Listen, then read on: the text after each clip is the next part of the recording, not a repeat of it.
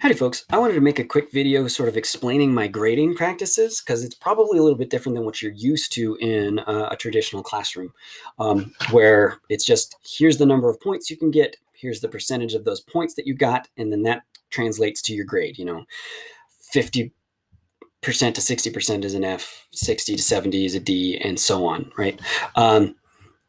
The grades that I'm giving you are not percentage grades on assignments, right? They're proficiency grades. I'm giving you an assessment on my scale, 0 through 4. 0 means no evidence. You haven't turned it in yet. 1 means you tried it, but maybe you're not quite getting it there yet. 2 means I can start to see those developing skills, like you're getting there. I want you to keep working on this. 3 means you got it. I have evidence that you have shown me this skill. And you understand the concept that I'm asking you to think about. 4 means you're going above and beyond. You really get this stuff. And percentage-wise, those don't work out, right? If I were to give you a 2 out of 4, that's not a 50% in my book. That's probably closer to the C range, where it's like, I can see you're starting to get there, but I'd love to see you do a little bit more work to show me you really get it. So here's how I calculate that to your overall grade in the class so far, or your overall unit grade. So I will put your grades in the grade book and on Google Classroom as 1, 2, 3, and 4. But those are not actually calculating and averaging to be your final score for that unit. What I do is I punch those numbers into a separate calculator, which gives me a bunch of different numbers to look at that's not just your average.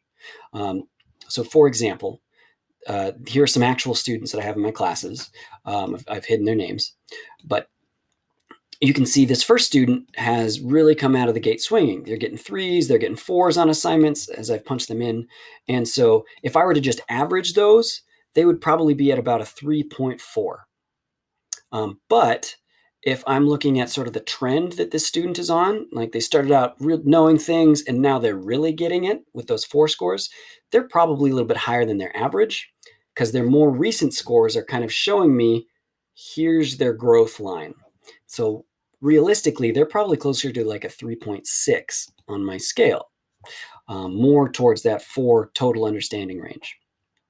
Versus a student like this who had assignment. This is actually a missing assignment, so we'll update that.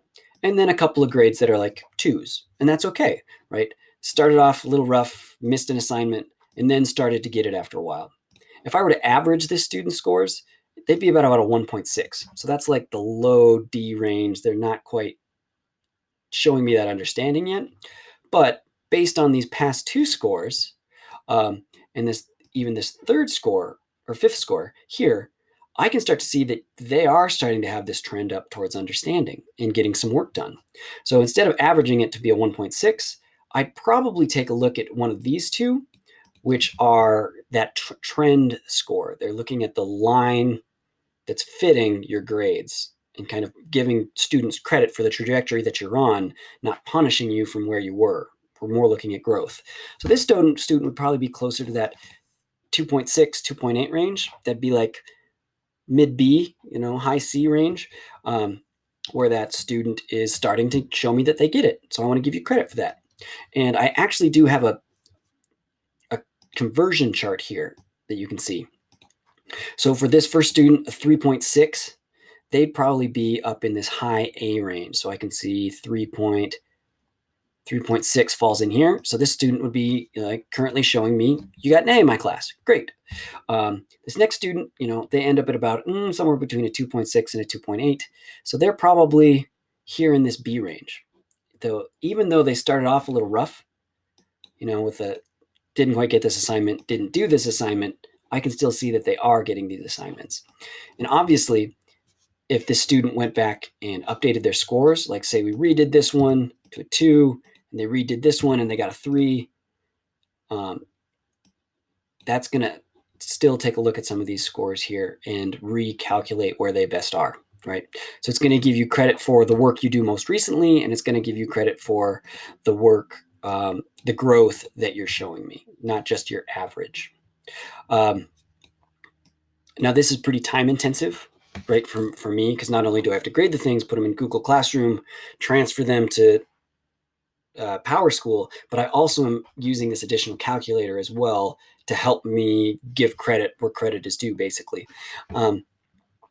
So I'm going to try to update grades, overall grades, once a week. I'll be grading throughout the week, but only once a week will I kind of take a look at this calculator and update your overall unit grade, which will ultimately be your grade that you see in Power School.